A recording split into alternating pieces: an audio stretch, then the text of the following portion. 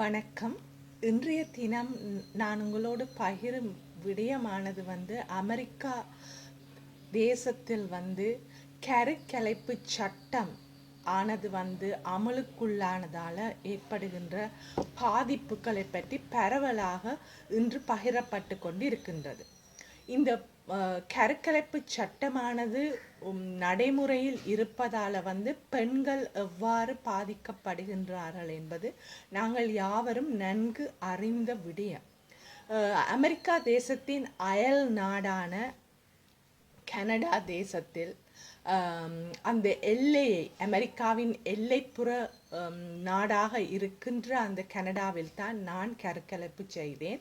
ஏனென்று சொன்னால் கனடா நாட்டில் கருக்கலைப்பு என்பது ஒரு சட்ட ரீதியாக அங்கீகரிக்கப்பட்ட ஒன்றாக காணப்படுகின்றது.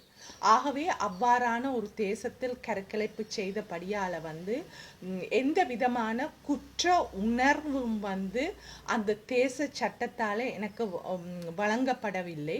ஆகவே அந்த அனுபவத்தை உங்களோடு பகிர்ந்து கொள்ள இருக்கின்றேன். ஏனென்று சொன்னால் பலர் நாங்கள் நினைப்பது இந்த கருக்கலைப்பு என்பது சட்ட ரீதியாக பல நாடுகளில், அமெரிக்கா தேசத்தில் மாத்திரமல்ல இலங்கை போன்ற நாடுகளிலும் இன்றும் அது குற்றச் செயலாக காணப்படுகின்றதால் அதை பற்றி பேசுவதற்கு பலருக்கு தயக்கம். அதே நேரம் அதை பேசும் போது ஒரு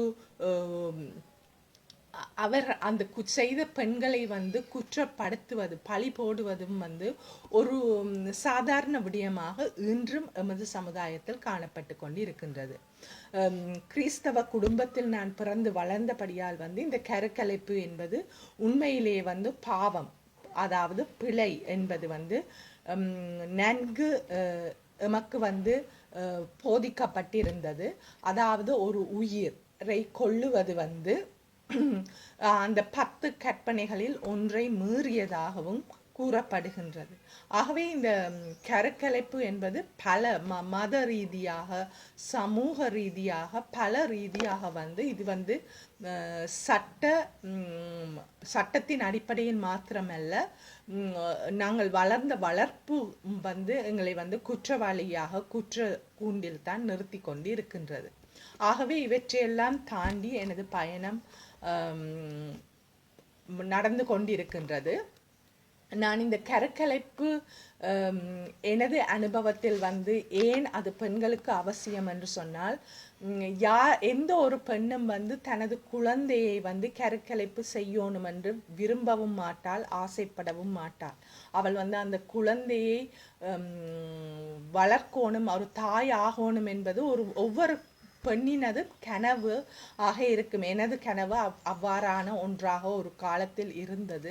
நான் அந்த குழந்தையை பெற்றெடுக்கணும் என்றதற்காக மிகவுமே பல கடவுளை மன்றாடி நான் தரித்த போது அன்ஃபார்ச்சுனேட்லி அந்த அதிர்ஷ்டவசமானது நான் அந்த குழந்தையின் தந்தையை பிரிந்து விட்டேன். ஆகவே நான் தரித்த போது குழந்தையின் தந்தை என்னுடன் இருக்கவில்லை, அதுதான் உண்மை. ஆகவே அதன் பின்னர் எனக்கு 3 ஆப்ஷன்ஸ் இருந்தது, 3 வழிகள். ஒன்று அந்த குழந்தையை தனித்தாயாக வளர்ப்பது. அந்த நிலையில் எனக்கு உண்மையிலேயே என்னையே என்னால் கவனிக்க முடியாத ஒரு சூழ்நிலை, என்னை பராமரிக்க முடியாத ஒரு சூழ்நிலையில் ஒரு குழந்தையை கொண்டு அந்த குழந்தையை நான் தனியாக வளர்ப்பது என்பது முடியாத ஒரு காரியமாக இருந்தது. இரண்டாவது அந்த குழந்தையை அடாப்ஷன், அதாவது தத்தெடுக்கிறதுக்கு கொடுக்கிறது இன்னொரு விடயமாக இருந்தது. ஆனால் அதுவும் எனக்கு அதுக்கு டைம் போதாது இருந்தது. உண்மையிலேயே எனக்கு அது யாரிடம் கேட்பதென்று தெரியவில்லை. மற்றது எவ்வாறு தெரியும் அவர்கள் நல்ல என்ற பலர் துஷ்பிரயோகங்களை குழந்தைகளுக்கு செய்து கொண்டிருக்கிறார்கள். ஆகவே இவ்வாறான ஒரு சூழலில் ஒரு யாரிடமாவது அந்த குழந்தையை நீங்கள் வளருங்கோ என்று சொல்லி கொடுக்கறதுக்கு மிகவும் கஷ்டமாக இருந்தது. மற்றது அதற்கான காலமும் மிகவும் குறுகியதாக இருந்தது. ஏனென்று சொன்னால் 6 கிழமை ஆல்ரெடி இந்த ப்ரெக்னன்சி. ஆகவே நான் எவ்வளோத்துக்கு தள்ளி போடுறேனோ அவ்வளோத்துக்கு அபோஷன் செய்வது என்று சொன்னால் அது வந்து என்னை பாதிக்கக்கூடிய, அதாவது குழந்தை அதை என்னை பாதிக்கக்கூடிய சிலவில் வந்து அது வந்து ஒழுங்கான கருக்கலைப்பு நடக்காமல் அந்த குழந்தை வந்து அங்கவீனமாக பிறக்கக்கூடிய சந்தர்ப்பம் இருக்குது. இவ்வாறு அந்த கருக்கலைப்பு நாள் வந்து லேட்டாக ஒரு பிரச்சனை இருக்கிறபடியால் வந்து அவசரமாக கருக்கலைப்பு செய்ய வேண்டிய நிலையில் வந்து இவ்வாறு வந்து அடாப்ஷன் தேடுவது என்பது மிகவுமே கஷ்டமான நிலைமை. ஆகவே அதுவும் வந்து சாத்தியமற்று போனதால் அபோஷன் வந்து மிகவுமே இலகுவாக நடந்த ஒரு விடயம். நான் கருக்கலைப்பு செய்தேன் என்று சொல்லி அந்த அவர் கனடா நாட்டில் அதற்கான தொலைபேசி இலக்கங்கள் இருக்கின்றது. ஆகவே அவர்களிடம் வந்து எனக்கு மாதவிடாய் பிந்தி வந்துள்ளது, எனக்கு அந்த நேரமே எனக்கு விளங்கிட்டுது, எனக்கு கரு தங்கியுள்ளது என்பது எனக்கு தெரிந்தது. அவர்களுக்கு கால் பண்ணும்போது அவர்கள் வந்து ப்ரெக்னன்சி டெஸ்ட், அதாவது இந்த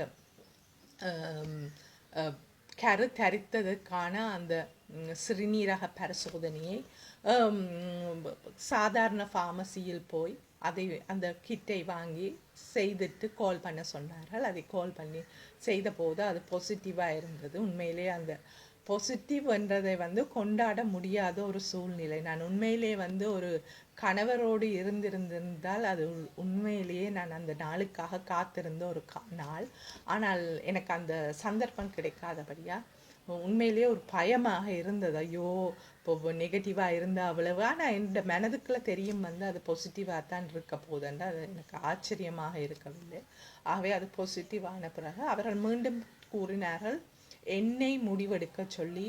நான் என்ன முடிவெடுத்தாலும் அவர்கள் சப்போர்ட் பண்ணுவதாக கூறினார்கள்.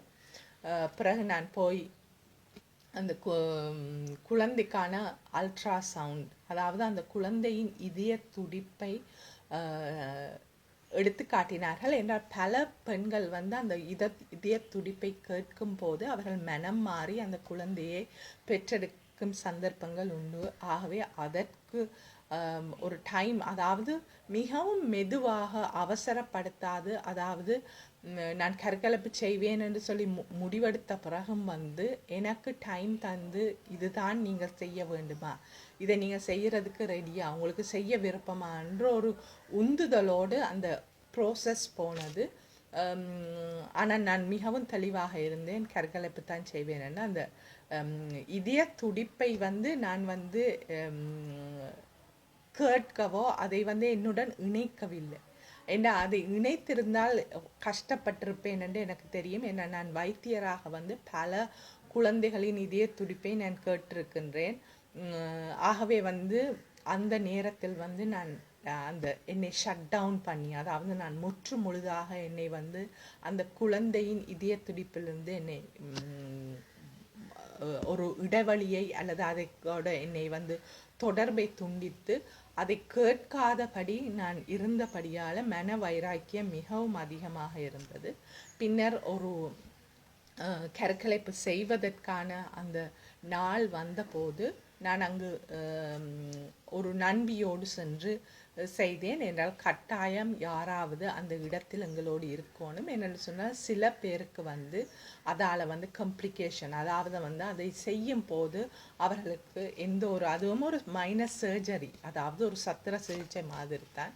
ஆகவே அதை செய்யும் போது மயக்க ஊசி போட்டு செய்யும் போது சிலருக்கு வந்து அதனால் பலவிதமான பக்க பிரச்சனைகள் வரலாம் மருத்துவ ரீதியாக. ஆகவே அதற்கு நான் இணங்கியதால் அதை அப்படி ஒரு பிரச்சனை இருந்தால் அந்த நேரத்தில் எங்களுக்கு உதவி செய்வதற்கு, அதுக்கான ஏதாவது முடிவுகள் எடுப்பதற்காக இன்னொரு நபர் எங்களோடு இருக்க வேண்டியது அவசியமாக இருந்தது. ஆகவே எனது நண்பியின் உதவியோடு அங்கு சென்று அதை செய்து உண்மையிலே வந்து நான் நித்திரை முழித்து, அதாவது அந்த மயக்கம் தெளிந்து எழுந்த போது எனக்கு உண்மையிலேயே எந்த ஒரு வித்தியாசமோ மாற்றமோ எனக்கு தெரியவில்லை. எனக்கு அந்த குழந்தை இழந்த அந்த இழப்பின் வேதனை வலி தெரியவே இல்லை. சில பெண்கள் வந்து அந்த வலி வேதனை, அதாவது அந்த மன வேதனையை அவர்கள் சுமந்து கொண்டிருக்கிறார்கள். எனக்கு பின்னர் பல ஆண்டுகளுக்கு பிறகு வந்து ஒரு வைத்தியர் ஒருவர் வந்து அந்த பிறந்த குழந்தையின் கையை அந்த குழந்தை வந்து தாயின் இந்த பெருவிரலை பிடிக்கின்ற ஒரு படம் ஒன்றை காட்டினார். அந்த நேரம்தான் நான் உண்மையிலே அழுதனான். அது வரையும் எனக்கு என் வாழ்க்கையின் சுமையும் வந்து அதை பற்றி சிந்தியாமல் விட்டது. அந்த அந்த இது வந்து உண்மையிலேயே எனக்கு அது ஒரு என்னை தொட்ட ஒரு படமாக இருந்தது. எனக்கு அந்த சந்தர்ப்பம் நான் வழங்கவில்லை என்றும் எந்த குழந்தை என்னிட இருந்திருந்தால் அந்த கையை எனக்கு பிடித்திருப்பான் என்ற ஒரு நிலைமை வந்து. ஆகவே அதான் நான் முதல் அழுது முதல் எனது நண்பியை தவிர வெளிப்படையாக இப்படி நான் கருக்கலைப்பு செய்துள்ளேன் என்று சொல்லி கூறிய ஒரு சந்தர்ப்பம். அவ்வாறு கூறிய போது அந்த மருத்துவர் உண்மையிலேயே மிகவுமே எனக்கு பக்க பலமாக இருந்தார். என்ற கண்ணீரை கண்டார். பின்னர் அவர் வந்து எனது கவுன்சிலர் ஆலோசகர் கேரன் ராமச்சந்திராவை சந்திக்க அனுப்பினார். பின்னர் கேரனோடு அந்த ஆரம்பித்த பயணம் வந்து உண்மையிலேயே முழுமையான ஒரு குணப்படுத்தலை எனக்கு தந்தது. பல விடயங்களை எனது வாழ்க்கையில் வந்து குணப்படுத்தக்கூடியதாக இருந்தது. இன்று நான் அதை மீள பரிசோதிக்கும் போது பல ஆண்டுகளுக்கு முதல் நடந்த ஒரு சம்பவம் நினைக்கும் போது நான் எடுத்த முடிவு சரி அந்த நேரம் என்பதில் எந்த ஒரு மாற்று கருத்துமே இல்லை. அந்த நேரத்தில் அதுதான் பெஸ்ட் ஆப்ஷன். இன்று நான் அவ்வாறான ஒரு சந்தர்ப்பம் வருமானால் நிச்சயமாக அந்த குழந்தையை வைத்திருப்பேன் என்ற ஒரு தனிப்பெண்ணாக எனக்கு வாழ்வதற்கு துணிவு இருக்கின்றது என்று ஒரு குழந்தையை சுமக்கக்கூடிய அளவு என்னால் முடியும். ஆனால் அன்று அவ்வாறான ஒரு சந்தர்ப்பம் எனக்கு இல்லாத காரணத்தால் என்னால் அதை செய்ய முடியவில்லை. ஆகவே வந்து ஒரு பெண் என்பவள் வந்து அவளுக்கு அந்த சந்தர்ப்பம் கட்டாயம் சமுதாயம் வழங்க வேண்டும். என்றால் எல்லா பெண்களாலையும் வந்து ஒரு கருவை சுமக்க முடியாது, அந்த கருவை வளர்த்தெடுக்க முடியாது. சந்தர்ப்ப சூழ்நிலைகள் மாறும்போது அது வந்து எங்களுக்கு பாதகமாக அமையும் போது அந்த நேரத்தில் எங்களை நாங்கள் பாதுகாத்து கொள்ள அவ்வாறான கருக்கலைப்பை செய்ய வேண்டிய அவசியம் பெண்களுக்கு இருக்கின்றது. அத்துடன் அந்த பிள்ளைக்காகவும் நான் உண்மையிலேயே வந்து எனது குழந்தையை பற்றி யோசித்தேன். நான் இவ்வளவு வாழ்க்கையில கஷ்டப்பட்டேன், அவ்வாறு அந்த குழந்தையும் கஷ்டப்படுவதற்கு என்னால் அனுமதிக்க முடியாது என்பதிலும் நான் மிகவும் தெளிவாக இருந்தேன். ஏனென்று சொன்னால் ஒரு குழந்தை தனித்தாயாக வளருவது என்பது எமது சமுதாயத்திலும் இலகுவானது ஒன்று அல்ல. ஆகவே அந்த வேளையில் வந்து அந்த குழந்தையின் நலனுக்காகவும் அந்த கருக்கலைப்பு செய்ய வேண்டி இருந்தது. ஆகவே இந்த வேளையில் நான் பகிர்வது என்னன்னு சொன்னால், நாங்கள் எங்களுக்கு அப்படி ஒரு சந்தர்ப்பம் வராதபடியால் வந்து நாங்கள் வந்து மற்றவர்களை குற்றப்படுத்தி அது பிழை என்று சொல்வதை தவிர்த்து அவர்கள் அவ்வாறான ஒரு தீர்மானத்தை எடுக்கும் போது அது அவர்களுடைய தீர்மானம் என்று சொல்லி அவர்களை வந்து வேதனைப்படுத்தாது அவர்களை அவர்களுடைய வழியில் விட்டு விடுங்கள். நீங்கள் செய்ய அவ்வாறான சந்தர்ப்பத்தில் அவ்வாறான முடிவு எடுக்காததுக்கு வந்து நான் உண்மையில் உங்களை பாராட்டுகிறேன். நீங்கள் ஒரு தனிப்பெண்ணாக அந்த கருவை வளர்ப்பதோ அல்லது வந்து அந்த கருவுக்காக வந்து ஒரு குடும்ப வன்முறையான வாழ்க்கையில் அல்லது ஒரு சூதாட்டக்காரனின் மனைவியாக அல்லது போதை வஸ்துக்காரனின் மனைவியாக நீங்கள் வாழ்ந்து கொண்டிருப்பது ஒரு பெருமையான விடயம்தான். அதையும் நான் வாழ்த்துகின்றேன். ஆனால் இல்லை, நான் அப்படி வாழ மாட்டேன் என்று சொல்லி கருக்கலைக்கும் பெண்களுக்கும் ஆதரவை வழங்க சொல்லி விடைபெறுகிறேன்.